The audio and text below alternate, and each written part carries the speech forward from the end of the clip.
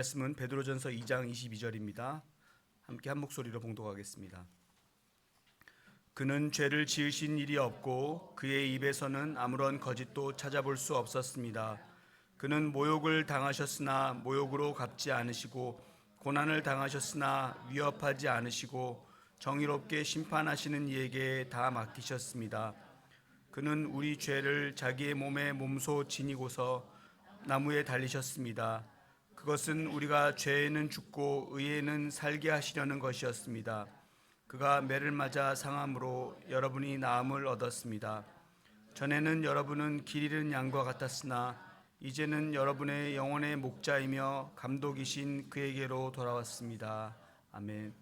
이 시간 그리스도인의 고난이라는 제목으로 손봉호 장로님께서 말씀 전해 주실 때에 큰 은혜 받으시기 바랍니다. 나오실 때 큰 박수로 환영하겠습니다.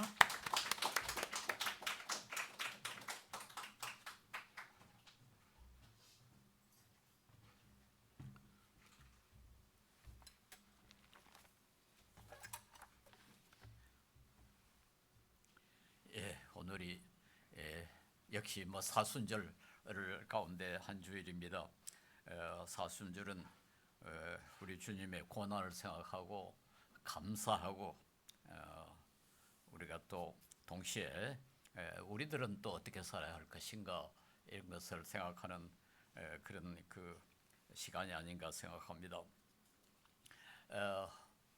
우리 인간이 이유 없이 싫어하는 것이 있습니다. 그게 바로 고통입니다. 그리고 이유 없이 좋아하는 것이 있습니다. 그걸 쾌락이라 그렇게 합니다. 다른 것은 다 이유가 있어요. 그건 다 그 싫어하는 것은 고통으로 이끄는 것 이런 건 다 우리가 싫어하는 것이고 쾌락으로 이끄는 것은 다 우리가 좋아하고 추구하는데 고통 그 자체 그건 왜 싫어하느냐? 그건 이유가 없어요. 그 자체가 이유입니다. 또 즐거움은 왜 그걸 좋아하느냐? 이유가 없습니다. 그 자체가 목적입니다. 그래서 영국의 그 철학자 벤담이라는 사람이 그런 말을 했죠. 자연은 인류를 고통과 쾌락이란 두 절대 군주의 지배하에 두었다. 이게 절대 군주라는 겁니다. 그저 영어로 소버린 마스터라고 그랬어요. 그들만이 우리가 무엇을 해야 하며 무엇을 할 것인가를 결정하도록 시시하게 하였다. 그 둘이 우리가 하는 모든 것, 우리가 말하는 모든 것, 우리가 생각하는 모든 것을 지배한다. 아주 유명한 구절입니다.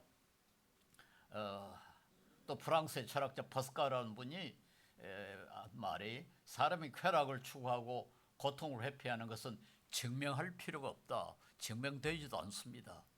우리는 그것을 바로 안다. 그런 발언을 했다고 그럽니다. 제가 오늘 설교에는 좀 유난히 이 철학자들의 말을 많이 인용을 하는데 어떤 분들은 안 싫어요. 아니 설교라는 건 성경 말씀만 해야지 무슨 철학자니 이런 사람의 말을 많이 인용하느냐 옳지 않다 그렇게 주장하는 분이 있습니다만은 제가 아는 게 그뿐입니다. 사실 제 전공이 철학이니까 하는 수 없이 다른 사람들보다는 철학자를 많이 인용을 하고 더군다나 이 고통에 대해서는 제가 사실 한 30년 전에 책을 하나 썼습니다. 소위 그 학술서적이라고 할까요? 고통받는 인간이라는 책을 썼는데요. 철학책이라서 잘 팔리는 책은 아닙니다만 그래도 소위 그 스테디셀러라고 30년 동안 꾸준히 잘 팔려요. 그래가지고 지난해 13세가 나왔습니다. 그러니까 오늘은 고통에 대해서 철학적인 책을 썼으니까 당연히 또 철학자들을 많이 인용하고 그런데 이해를 해 주시기 바랍니다. 미천이 그뿐이니까요. 근데 이 둘 가운데 그 쾌락과 고통 그 둘 가운데 어느 게 더 중요하냐? 그 앞에 벤담은 쾌락을 훨씬 중요하게 생각했어요. 그래가지고 그 유명한 공리주의라는 것이 최대 다수의 최대 행복, 가장 많은 사람의 가장 많은 행복이 그게 도움이 되는 것은 도덕적으로 좋은 것이고 그게 어긋나는 것은 도덕적으로 나쁘다. 그래가지고 이 쾌락 쪽을 강조를 했습니다. 그러나 저는 그 책에서 그리고 지금도 믿습니다만 쾌락보다 훨씬 더 우리에게 중요하게 작용하는 것은 고통이다. 가령 우리가 맛있게 먹는 것과 배고픔을 참는 거, 배고픔을 해소하는 거 어느 걸 더 먼저 추구하겠냐? 좀 굶어도 좋으니까 맛있게 먹었으면 좋겠다. 그럴 것인가? 아니면은 좀 맛있게 먹지는 못하지만 그래도 굶지 않았으면 좋겠다. 어느 걸 우리가 택하겠습니까? 아무래도 굶지 않는 걸 먼저 택하지 않겠어요. 그래서 저는 이 고통이 사실은 사람의 삶에 훨씬 더 중요하게 작용한다. 그것이 제가 그 책에서 주장한 것이고 제가 일반적으로 그걸 근거로 해가지고 많이 설교도 하고 강의도 합니다. 알버트 슈바이처라고 뭐 여러분 다 아시겠지만 그 스위스의 뭐이 사람이 독일 사람이 스위스 사람인지 좀 왔다 갔다 합니다. 알사스 지역의 출신인데 그분이 그 한 말 가운데 이런 게 있다 그래요. 고통은 죽음보다 더 무서운 인류의 적이다. 죽음보다 우리는 죽음이 사람에게 가장 그 무서운 거고 싫어하는 거라고 생각하지만은 죽음보다 더 무서운 게 있다. 이게 바로 고통이다. 그 뭘 보면 아는 거 하니까 그 우리가 안락사라는 게 있지 않습니까? 요즘 뭐 안락사가 뭐 법제화되어 있는 나라가 지금 꽤 있습니다. 안락사라는 건 고통이 너무 심하니까 차라리 죽는 게 낫겠다. 그게 안락사거든요. 그게 뭐 자살하는 사람도 그렇지 않습니까? 너무 고통스러우니까 차라리 죽는 게 낫겠다. 그걸 보면은 어떤 고통은 죽음보다 더 무서운 거다. 그래서 이 고통이 우리의 삶을 크게 결정한다. 그렇게 봅니다. 그래서 대부분의 종교가 고통에 대해서 관심을 많이 가졌어요. 뭐 불교가 대표적이죠. 불교는 그 일체계고라는 그 유명한 교리가 있습니다. 모든 게 다 괴로움이다. 모든 것이 다 괴로움과 관계되어 있다. 그게 일체계고 이론이죠. 그래서 이 불교는 우리가 욕심, 이 인간의 그 욕망 때문에 고통이 생겨난다. 그래서 욕망을 줄여라. 그렇게 가르치고 있죠. 또 고대 그리스인들은 몸이 고통의 근원이라고 생각을 했어요. 정신은 고귀하고 그 행복을 가져오는 거지만 몸이 이게 나쁜 거다. 그러니까 육체와 관계되어 있는 것은 모두 뭐가 천하게 그렇게 봤습니다. 그래서 독일의 철학자 헤겔이라는 사람이 이분이 아주 그 그리스 철학을 아주 많이 공부한 분인데 그리스 철학을 한마디로 요약을 했는데 뭔가 하니까 고통을 당하는 자는 영원할 수 없다. 뭐든지 고통을 당한다는 것은 이건 영원하지 못하다는 건 뭐 약하다. 좀 가치가 없다. 이제 그런 뜻이거든요. 고통을 당하는 자는 영원할 수 없다. 그러니까 이게 바로 이제 우리 바울 사도가 아테네 가서 그리스 철학자들과 논란할 때 문제가 된 겁니다. 기독교는 예수님이 우리 구세주인데 하나님인데 예수님이 십자가에 못 박혀 죽었다. 이건 말이 안 되는 거죠. 그리스 사람들이 봤을 때 어떻게 영원해야 할 하나님이 어떻게 고통을 당할 수 있느냐. 그러니까 이건 바보 같은 소리다. 그렇게 해가지고 그리스 사람들은 이 기독교 믿는 사람들을 어리석다. 그렇게 말했어요. 그래서 고린도전서 1장 23절에 바울이 이렇게 말합니다. 우리는 십자가에 달리신 그리스도를 전합니다. 그리스도가 십자가에 달리셨다는 것은 유대 사람에게는 꺼리낌이고 이방 사람에게는 어리석은 일입니다. 이 이방 사람이라는 말은 염두에 둔 것이 바로 그리스 사람들이 헬라 사람들. 이 사람들에게는 십자가의 도가 어리석은 거다. 이 아주 무식한 사람들이 하는 소리다. 왜냐하니까 구세주라면은 하나님이라면 영원해야 되고 그리고 고통을 당하지 않아야 되는데 기독교는 예수님이 구세주라면서 하나님이라면서 십자가에 못 박혀 죽었다. 이 바보 같은 무식한 사람들이다. 그렇게 아주 어리석은 것이다. 그렇게 표현을 했습니다. 예, 그 대부분의 종교가 어떻게 하면은 고통을 좀 면할 수 있을까? 물론 제가 보니까 물론 유교는 이 종교라고 해야 할지 말지를 모르겠습니다만 참 특이하게도 고통에 대해서 언급이 없어요. 별로 관심을 쓰질 않았어요. 그 공자의 논어를 쭉 읽어봐도 고통에 대해서 언급한 게 거의 없어요. 그래서 뭐 지나치면서 이야기하지 그걸 심각하게 취급을 하지 않았습니다. 독일의 철학자 칼 레비트라는 분이 이분은 기독교 철학자입니다. 아주 꽤 유명한 철학자인데요. 그분은 그 역사의 의미라는 책에서 다른 종교들은 다 어떻게 하면 고통으로부터 우리를 구해 줄 수 있는 그런 그 하나님 혹은 뭐 신을 혹은 방법을 제시하는데 기독교는 이상하게 구세주가 스스로 고통을 당하는 그런 방법을 제시한다. 그거 특이하다. 그렇게 지적을 했습니다. 어떤 점에서 좀 그렇죠.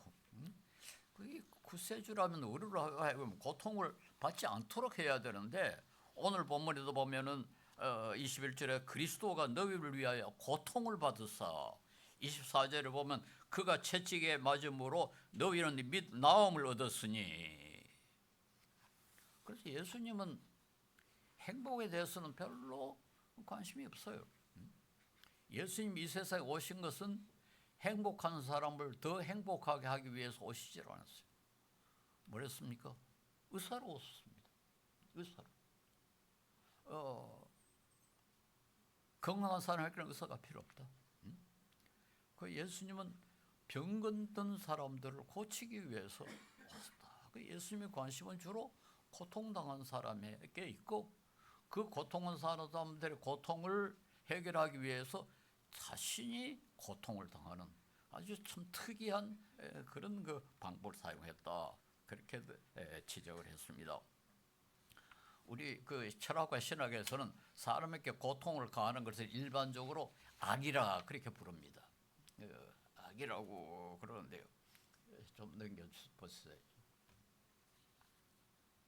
다음, 그 악은 이제 우리 철학에서는 두 가지 종류가 있다고 그럽니다. 하나는 자연악, 그러니까 뭐 천재지변, 태풍이 불고 폭풍이 일어나고 지진이 일어나고 화산이 일어나고 홍수가 일어나고 그러니까 사람이 그 때문에 고통을 당하는 이런 것을 자연악이라. 그리고 하나는 사람이 못된 짓을 해가지고 사람에게 고통을 가하는 것을 도덕악이라 그렇게 부릅니다. 그런데 우리 기독교에서는 이 자연악조차도 도덕악의 근원이 있다 이렇게 가르칩니다. 아담이 범죄함으로 아담과 해와가 범죄함으로 그러니까 이게 도덕악 아닙니까? 그 때문에 땅이 거칠어져서 사람들이 땀을 흘리지 아니하면 즉 고통을 당하지 아니하면 먹을 수 없게 되어 있다 그렇게 가르칩니다. 어쨌든 우리는 도덕적 악과 자연악이라는 것이 있는데 뭐 자연악은 우리가 어떻게 할 도리가 없어요. 그런데 그동안에 이제 인류가 이 자연악을 줄이기 위해서는 상당히 많은 노력을 했습니다. 그게 뭔가니까 자연과학과 과학기술입니다. 그리고 의술입니다. 질병도 이게 자연악 아닙니까? 그런데 의술이 발달이 돼가지고 그 자연악을 상당히 약화시켰어요. 홍수가 나면 댐을 막고 또 비가 안 오면 또 댐을 막아가지고 물을 가두고 그래가지고 사용하고 그래서 이제는 자연악은 상당히 이제 해결했다 그렇게 말할 수 있습니다. 다만 지진과 화산과 태풍은 아직까지 사람이 좀 제어할 수는 없습니다만 그것도 예측을 하죠. 언제 지금 지진이 일어날지 태풍이 언제쯤 올지 얼마나 강할지 이런 걸 예측해가지고 어느 정도는 대비할 수 있는 그런 기술까지 개발했습니다. 그래서 이제 문제가 되는 것은 뭔가 하니까 인간악, 도덕악이에요. 사람이 사람에게 해를 끼치는 이런 도덕학이 지금 아주 심각한 문제가 되어 있습니다. 그래서 C.S. 루이스라고 우리 기독교 아주 유명한 문필가죠. 저 캠브리지 대학의 옥스퍼드와 캠브리지 대학의 영문학 교수입니다만 아주 늦게 개종해서 아주 우리에게 참 은혜되는 책을 많이 썼는데 그분이 그 고통의 문제란 책을 하나 또 썼어요. 아주 우리나라에 옛날부터 옛날에 번역이 됐습니다. 그 책에 보면은 인간이 당하는 모든 고통의 4분의 3은 사람이 가하는 거다. 자연이 가하는 게 아니고 사람이 가하는 거다. 그렇게 지적을 했는데요. 물론 우리가 그걸 뭐 정확하게 좀 잴 수는 없지만은 우리가 뭐 계산할 수는 없지만은 사실은 요즘 그 암 같은 것도 이게 뭐 질병이니까 자연학 아닙니까? 그런데도 사람들이 공기를 오염시켜서 나쁜 공기를 먹기 때문에 혹은 뭐 사람들 사이에 관계가 나빠서 스트레스가 많기 때문에 뭐 음식을 잘못 먹었기 때문에 뭐 이런 이유 때문에 암이 생긴다 그러지 않습니까? 그러면 이건 자연학이 아니라 사회학이죠. 저 환경 오염 지금 환경 오염은 사람이 시킨 거 아닙니까? 너무 좀 편리하게 너무 잘 살려고 하다가 환경을 오염시켜 가지고 이 환경 오염 때문에 좀 또 태풍이 뭐 엉뚱한 데 불고 날씨가 좀 왔다 갔다 하고 지금 우리가 그걸 좀 고통을 겪고 있지 않습니까? 이게 자연학과 같지만은 사실은 그것도 이 도덕악이다. 즉 사람의 잘못 때문에 생기는 거다. 이렇게 말할 수 있습니다. 그래서 이 루이스가 우리 인간이 당하는 고통의 5분의 4는 사람이 가하는 거다 하는 말이 과장이 아니다. 이렇게 말할 수 있습니다. 그런데 이제 이 조금이라도 이 도덕악 이걸 막기 위해서 여러 가지 제도가 있는데 그 제도의 그 핵심이 뭡니까? 벌을 주는 거죠. 다른 사람이 다른 사람에게 고통을 가하면은 벌을 주는 겁니다. 그런데 벌을 주려면 어떻게 해야 됩니까? 고통을 가해야 돼. 당신이 다른 사람이니까 고통을 일으켰으니까 당신도 고통을 당해봐라. 그게 벌의 특징이에요. 그래서 이 벌이란 단어, 이 영어의 그 고통이라는 말, 페인이라는 단어는 벌이라는 단어에서 나왔다 그래요. 그리스 단어에 그 포에네라는 단어가 있는데 또 라틴어로 그걸 포에나라고 그러는데 둘 다 벌이라는 뜻을 갖고 있습니다. 처벌이라는 뜻을 갖고 있어요. 포에네는 그리스 신화의 그 보복의 신 혹은 뭐 처벌의 신 그렇게 됐어요. 그러니까 모든 벌은 그 모든 고통은 처벌의 형식으로 즉 처벌은 고통이 그 내용이에요. 그러니까 고통이 없는 처벌은 그 처벌이 아니죠. 그래서 요즘 뭐 교도소가 너무 편해가지고 어떤 사람은 뭐 혼자 살고 너무 힘들어가 일부러 죄를 지어가지고는 교도소에 들어가려고 하는 거 아닙니까? 거기 가면 뭐 그래도 잘 때도 있고 밥도 주고 그러니까요. 이게 처벌이 안 되는 거예요.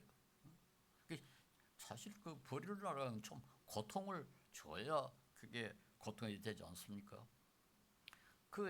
이 과태료 가령 뭐 교통 위반 뭐 이런 거 했을 때 그 과태료를 매기는데 이 과태료 부자에게는 전혀 뭐 아프질 않아요. 또 까짓 과태료 뭐 1, 2만 원 내봐야 그건 뭐 부자들한테는 뭐 아무것도 아니니까 이건 벌이 아니다.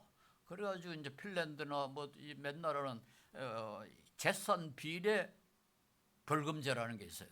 재산 비례 벌금제.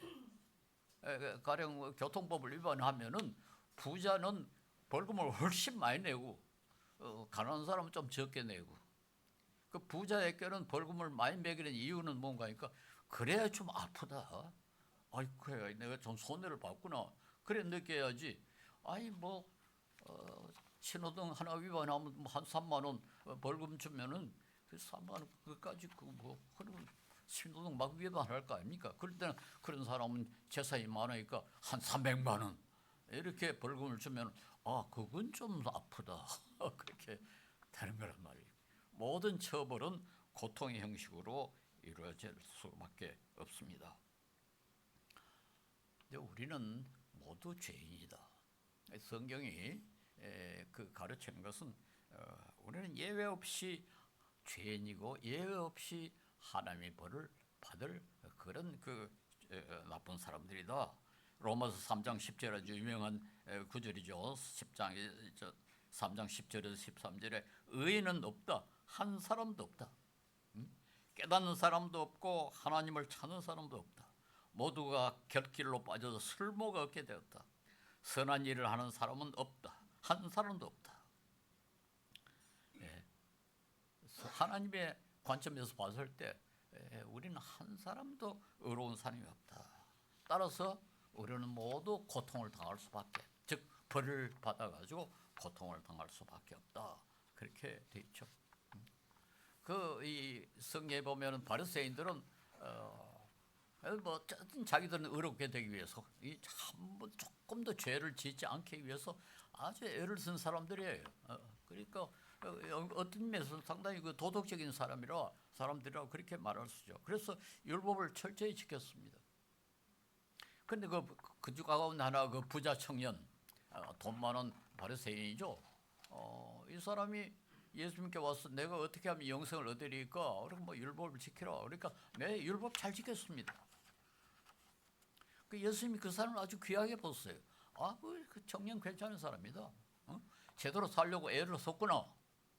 그래 그 사람은 죄가 없는 사람 아닙니까? 근데 예수님 뭐라 했습니까? 너 재산을 다 팔아가지고 가난한 사람에게 줘라.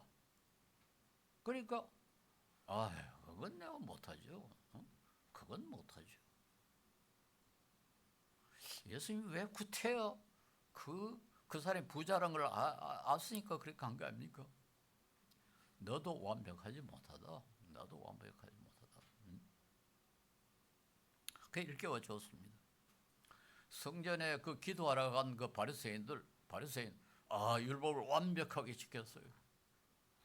그런데 하나님 눈에는 그건 너무 교만하다. 그렇지 않습니까? 교만하다.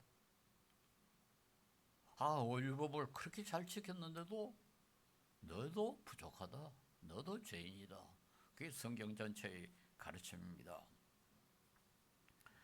이걸 사실 우리가 모두 죄인이다 이렇게 말했을 때 실감이 잘 안 나죠. 나는 어릴 때부터 아주 거짓말도 안 하고 법도 어기지 않고 제대로 살았는데 왜 날 보고 자꾸 죄인이라고 그러느냐. 아마 부자 청년도 그런 사람 아니었나 싶어요. 예수님이 상당히 그 사람을 좋은 사람으로 봤어요. 그런데 너의 소유를 다 팔아가지고 가난한 사람께 줘라. 그러니까 그건 못하죠. 그건 못하죠. 저는 요즘요 전쟁이 지금 일어나는데 어느 나라에서 우리 한국 무기 아주 성능이 좋다고 빨리 좀 보내달라고 그런다고 이제 신문에 났습니다. 한국에 무슨 무기들이 요즘 아주 잘 팔린대요. 그러니까 이제 기분이 은근히 좋죠. 잘 팔려가지고 우리 수입이 늘어나면은 우리 경제가 더 좋아지고 우리가 모두가 덕을 보지 않겠나. 근데 할 때마다 이제 양심의 가책이 되는 거예요. 무기 팔아가지고 그 돈으로 우리가 잘 살면은 그건 나는 그 악에 동참하는 게 아닌가. 그 악이라는 게 우리 윤리학에서는 부작위 하는 게 있습니다. 작위, 나쁜 짓을 하는 거. 부작위는 마땅히 해야 하는 걸 안 하는 거. 그것도 부작위. 그것도 비도덕이라고 합니다. 마땅히 해야 되는데 안 하는 거. 직접적으로 내가 나쁜 짓을 하는 거.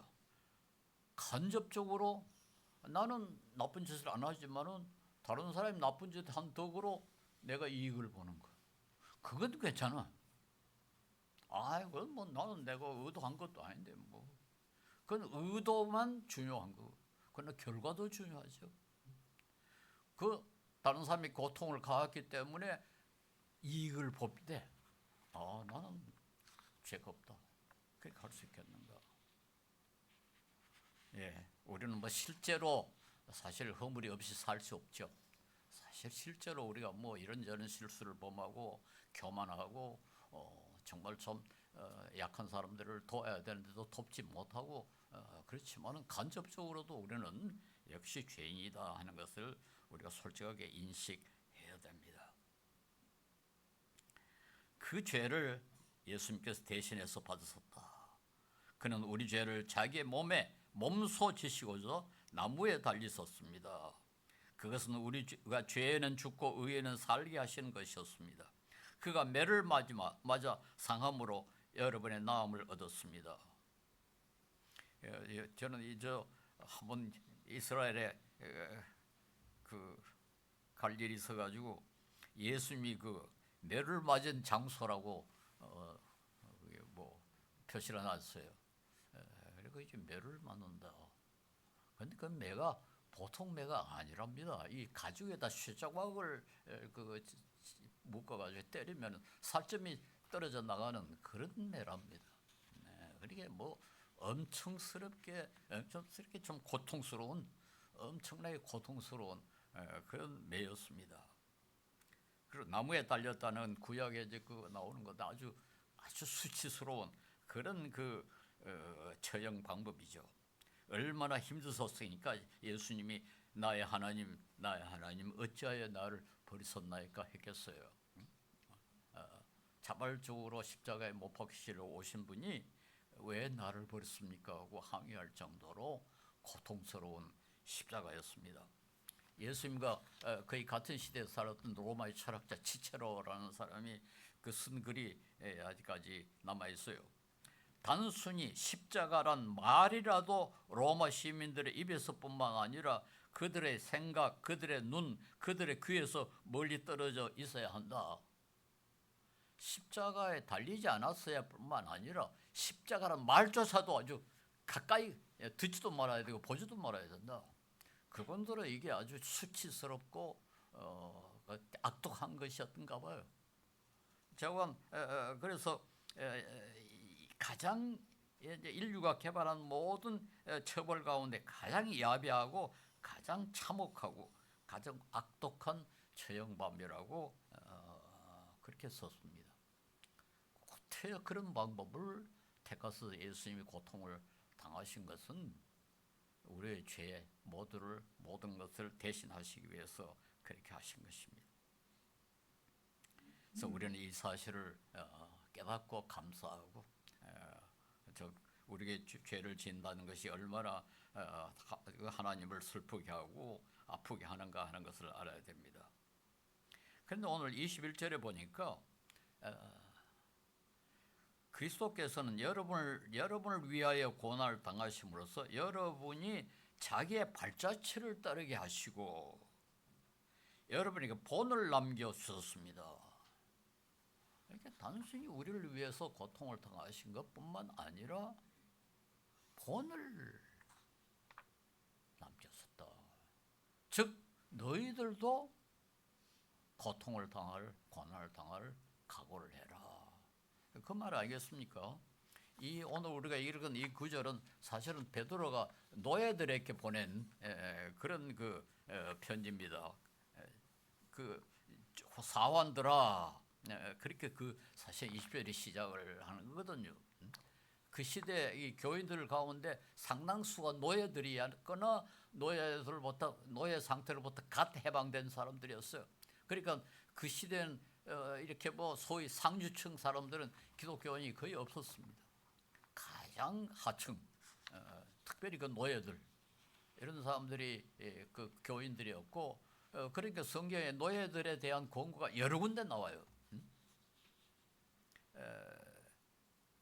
그런데 그렇게 이제 서러움을 당한 그 사람들에게 하는 권면이기 때문에 이런 또 구절이 이런 말씀이 있는지 모르지만 사실은 그때 노예들은 인간이 아니었거든요.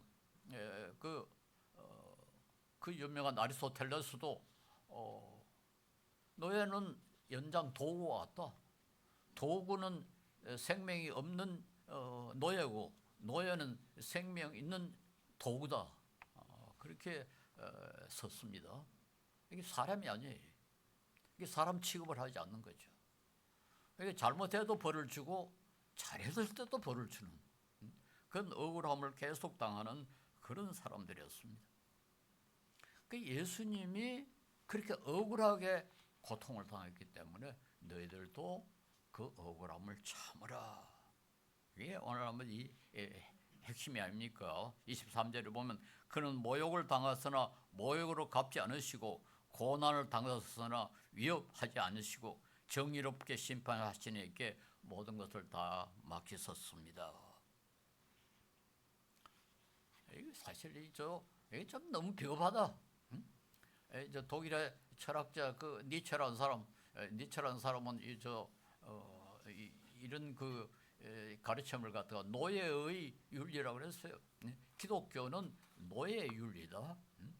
전형적인 노예 윤리다. 비겁하게 다른 사람이 때리면 그냥 맞아주고 그게 바로 노예들의 근성 아니냐. 그래 기독교는 노예 윤리다.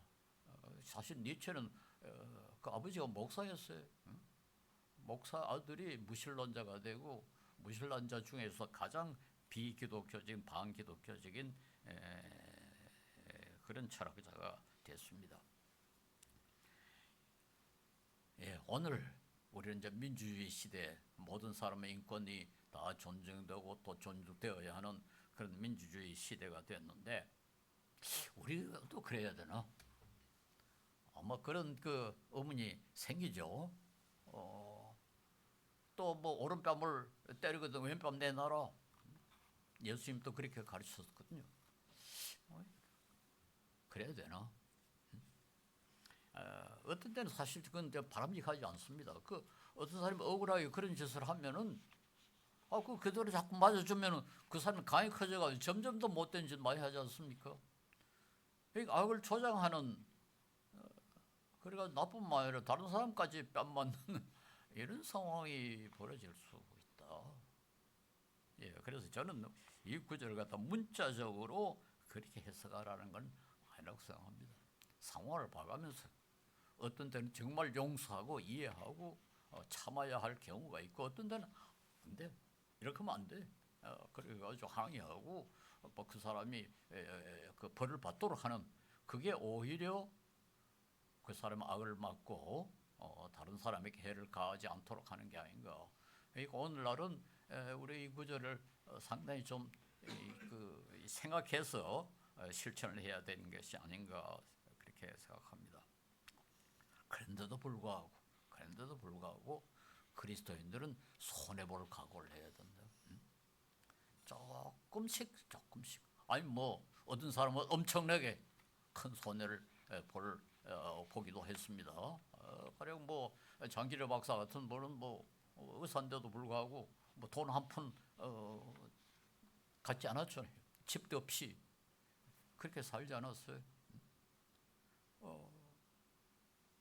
손양한 목사는 자기 아들 둘을 죽인 사람을 용서했을 뿐만 아니라 그 사람들이 사형당한 걸 막기 위해서 온갖 노력을 다하고 마침내 자기 양자로 삼았지 않습니까? 그리고 우리가 상황에 따라서 정말 용서하고 이해하고 그렇게 하는 것이 바로 그리스도인들의 마땅한 그런 태도다 이렇게 말해야 됩니다. 그래서 우리 오늘 사순절을 보내면서 여기 보니까 예수님이 십자가에 못 박히신 것은 물론 우리 죄를 우리가 받을 벌을 대신 받았다. 그것에서 감사하고 찬송하고 그렇게 하지만 동시에 여기 보니까 본을 남기기 위해서 너희들도 어떤 때는 좀 손해보고 좀 고통당하고 용서하고 그렇게 할 수 있어야 된다. 그렇게 하신 거 아닌가 생각합니다. 그래서 우리가 이걸 자발적으로 고통을 당할 그런 그 각오를 하자. 그걸 강조를 하고 있습니다. 갈라디아서 6장 2절에 보면 여러분은 서로 나무 짐을 져주십시오. 그렇게 하면 여러분이 그리스도의 법을 성취할 것입니다. 다른 사람이 짐을 좀 져달라. 예, 그 어떤 때는요, 저걸 좀 나이가 드니까요, 가방이 좀 무거울 때 누가 좀 들어주면 그렇게 고마워요. 어? 그렇게 고마워. 짐을 좀 져주는 거. 예, 우리가 뭐 힘이 없으면 질 수가 없죠. 그래도 질 수 있을 때면 조금이라도 질 수 있으면은 정말 짐을 지자. 그래서 이번에 필리핀에 가서 비전 트립, 그럼 뭐 안 해도 되는 거 아닙니까? 뭐 어디 법적으로 그거 해야 되는 거 아니지 않습니까? 자발적으로 가서 그 어려운 사람들의 고통을 좀 줄여주기 위해서 갔었는데, 그게 뭐 어디 기분 좋은 여행입니까? 그러면 돈도 들여야 되고 시간도 들여야 되고 그 손해도 봐야 되는 거죠. 바로 그런 거죠. 그런 거죠. 서로의 짐을 지라. 서로의 짐을 지라. 그런데 그 같은 갈라디아서 6장 5절에 그 몇 절 후에 보면은 사람은 각각 자기의 몫의 짐을 져야 한다. 앞에는 다른 사람의 짐을 서로 지라 그래 놓고 뭐 몇 절 후에는 자기 짐을 자기가 져라. 그 뭐 못은 되는 것 같지만은 사실 그게 아니죠. 가능한 한 내 짐은 내가 지고, 그리고 다른 사람에게 부담되지 않게 살되 다른 사람의 짐은 좀 질 각오를 해라. 그게 그리스도인의 특징이고 그게 십자가의 도라 하는 거 아닙니까? 제가 지난주일인가 뭐 고전주일에 저희 교회 저희 교회는 뭐 좀 작은 교회고 그래가지고 교회 그 학교 강당을 빌려가지고 예배를 보는 거니까 이제 그 주일마다 예배 끝난 뒤에 청소를 조별로 이렇게 합니다. 구역별로 오늘은 몇 주다. 그런데 제가 이 속한 조가 청소를 하는 날인데 어떻게 하면 내가 그래도 좀 짐을 좀 많이 져야 될까 속으로 그렇게 생각했어요. 그 사람들이 제일 싫어하는 게 뭘까? 그래서 화장실 청소를 하겠다. 그래서 내가 화장실 청소를 했어요. 그 내가 안 하면 다른 사람이 해야 되지 않습니까? 근데 사실은 그저에서 나는 이좀 다쳐가지고 질뚝질뚝 혈면서 그리고 나이도 또 내가 제일 많은데 사실은 뭐 나는 좀 발도 아프고 하니까 좀 나라 주위에서는 좀 뭐 앉아 계시라고 그래. 장로님이 좀 앉아 계시라고 우리가 다 하겠습니다. 모두 그래가지고 좀 고맙긴 한데 다른 사람들이 하러 간 사이에 얼른 가서 내가 화장실 청소를 했습니다.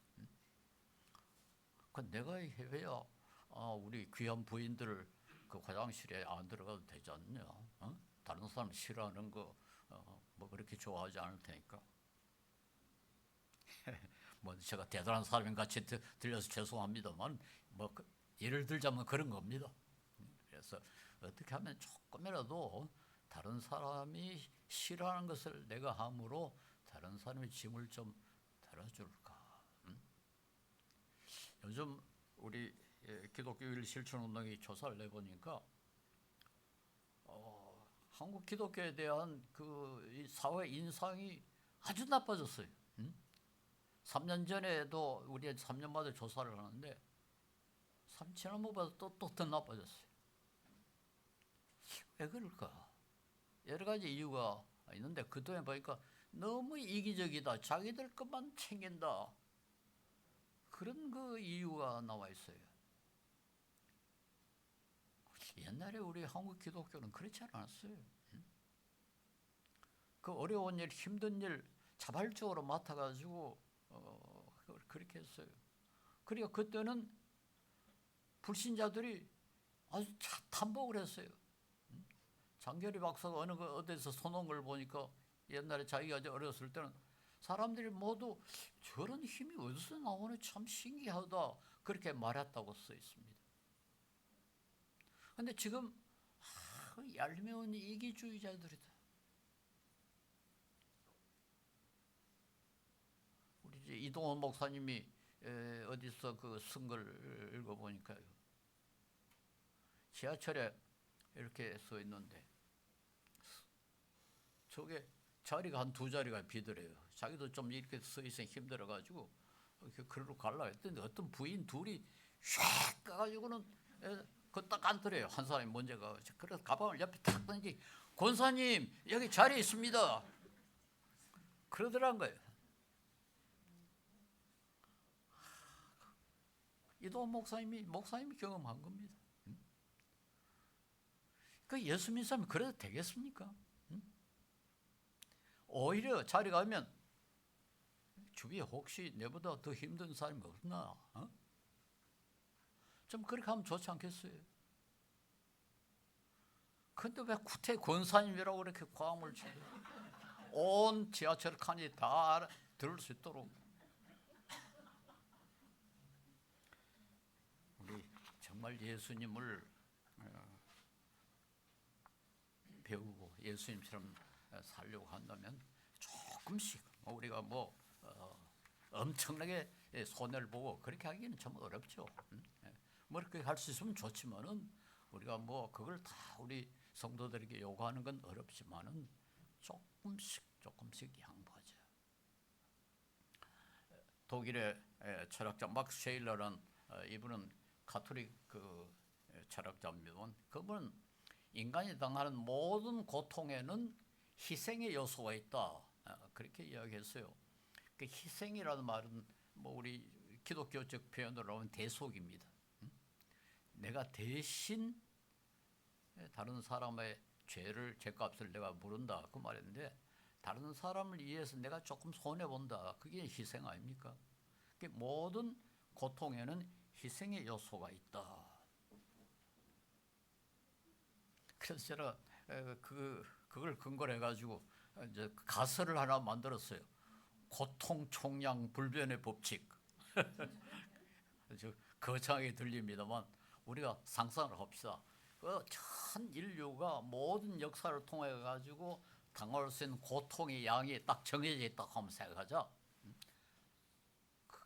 그러면 내가 고통을 조금이라도 당하면 다른 사람이 그만큼 적게 받는. 그게 고통 총량불변의 법칙의 가설에 근거한 우리 행동 방식이다. 그러니까 우리가 엄청나게 고통을 많이 당하면 그만큼 고통이 줄어지겠죠. 다른 사람은 그만큼 적게 받겠죠. 그러나 그렇지는 못하더라도 조금씩 손해를 보고 희생하면은 다른 사람의 고통이 줄어든다. 예, 물론 가설이니까 그게 객관적이지는 않습니다만 저는 성경에 부합한다고 생각해요.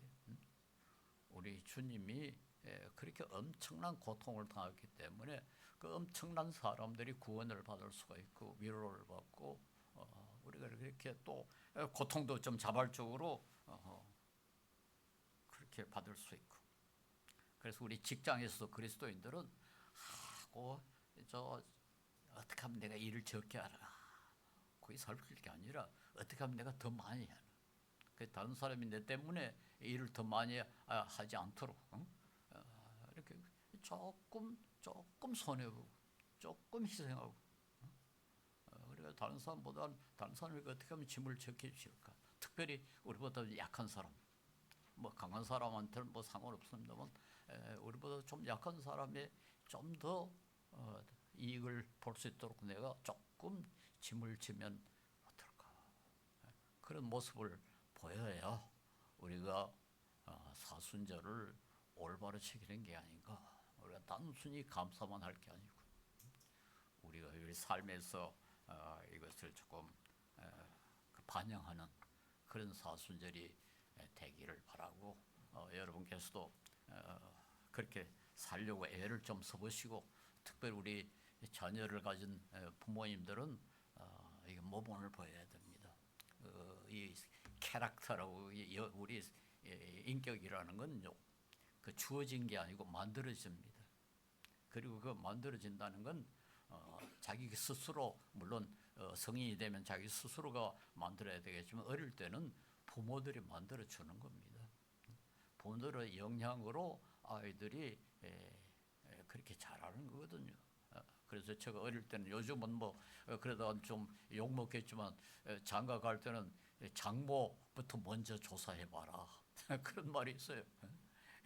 장모가 어떤 분인가에 따라서 그 앞으로 아내 될 사람이 어떤 사람인가 하는 걸 짐작할 수 있다. 그 정도로 이 가정 교육이라는 게 중요합니다. 그리스도인들의 가정은 우리 예수님의 모습을 좀 담는 그런 인격들을 갖출 수 있도록 여러분께서 모범적인 그런 삶을 좀 주님을 모습을 담는 그런 삶을 살려고 애를 쓰는 것이 사순절을 뜻있게 보내는 것이 아닌가 생각합니다. 기도하겠습니다. 거룩하신 주님 감사합니다. 우리처럼 못난 것들을 주님께서 불러주셔서 주님의 백성으로 만들어주시고 지금도 계속해서 범죄하고 올바르게 살지 못하지만 그래도 용서해 주시고 지켜주시고 이제까지 오게 하여 주심을 감사합니다.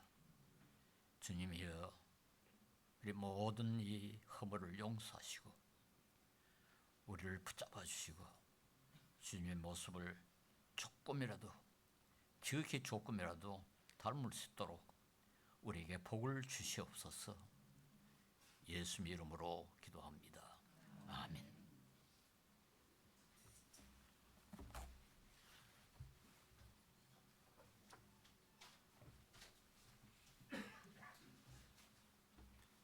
자리에서 일어나셔서 주기도문 찬양하시고 장로님께서 나오셔서 폐회 기도해 주심으로 오늘 예배 마치도록 하겠습니다. 하늘에 계신 아버지 이름 거룩하사 주님 나라 임하시고 뜻이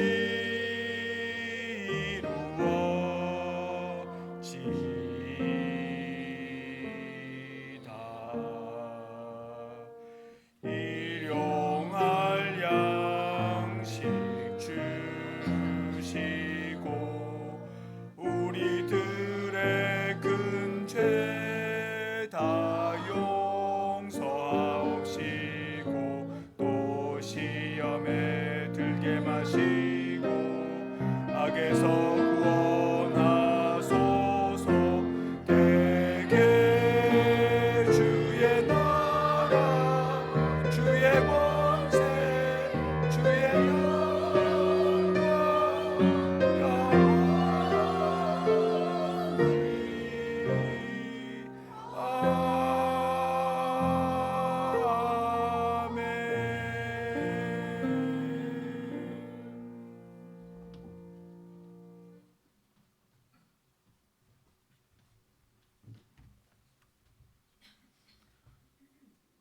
지극히 자비로우신 우리 하나님, 우리를 오늘날까지 지켜주심을 감사하고 오늘 이렇게 주님께 경배하며 또한 주님 앞에 물질도 바칠 수 있게 하심을 감사합니다.